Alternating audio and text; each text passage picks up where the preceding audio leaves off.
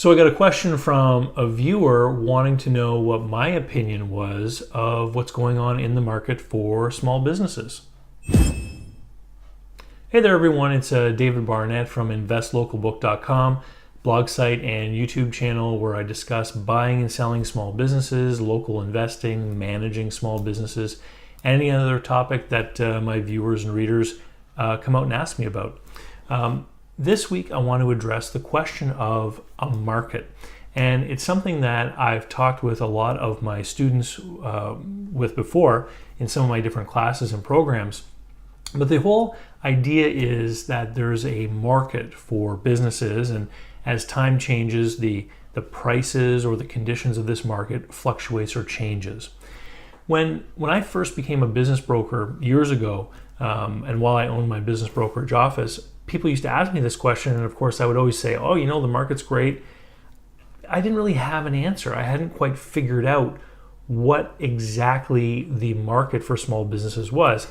About 2 years into my career as a business broker, it dawned on me though that there's no such thing as a market for small businesses. Every category of small business, or even each individual small business, actually has a market of its own. So if you look up the definition of a marketplace, it's a place where people come to buy and sell some certain thing. So there's a market for canola oil, there's a market for oil, there's a market for gasoline, which is different than the market for oil. There's a market for lumber, etc.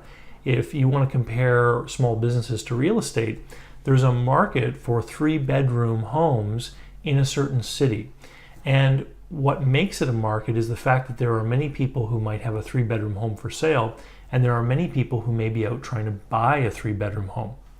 So the question about the market for small businesses is complicated by the fact that, number one, it's a secret market, which means that data isn't transparent, it's opaque. We don't quite know exactly what's happening in the market for small businesses because the details aren't published where they might be, for example, in the world of real estate. I know here where I live, I can look up purchase prices of homes that have been sold because it's related to the taxation base, and it's all public information available online. But no such database exists for small businesses. So a buyer, for example, might be a person with an engineering background. They might be looking for some kind of manufacturing facility, and there could be a flower shop for sale, which is a profitable, good small business. That buyer isn't going to be in the market for that flower shop. Regardless of how good a business it is, it's just not the kind of business that that buyer would want. It's like a real estate agent taking someone who wants to buy a 5-bedroom home to go look at 3-bedroom homes. They're just not going to buy one because it's not the market that they're in. So that buyer who's in the market for a manufacturing business, they might also have other filters applied to that market condition. So they might be only looking for manufacturing businesses in the food industry, or maybe in a certain province or state, or maybe even in a certain city because of things like family issues, or they want to be close to relatives or aging parents or that kind of thing. So it's very difficult to define what market we're talking about, and there certainly isn't a market generally for small businesses. I can tell you though, what I have been observing over the last couple of years is the effect in certain small business market segments of government policies.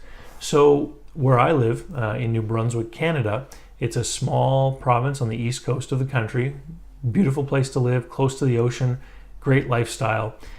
We're suffering from a declining population, which means from the government's point of view, declining tax base, right? And many government programs are based on the idea that things are just going to keep growing forever, like they did when the baby boomers were in their prime. Now that they're getting older, there are fewer and fewer taxpayers left to pay for things like Medicare and other, just the maintenance of the highways and things like that. So the government has brought in these programs to encourage immigration. And one of the programs, the Provincial Nominee Program, allows people to get a fast track into citizenship by putting up money. They have to put up a deposit, and they get their money back when they buy a business. Okay, so what this has done is created a surplus of demand in a particular market segment That being businesses that are relatively simple to operate, that people with a bit of a language difficulty can operate. So gas stations, convenience stores, all of the businesses that you might think of, which are dominated by newcomers in many different places around the world, right? It's relatively simple to learn how to run a convenience store.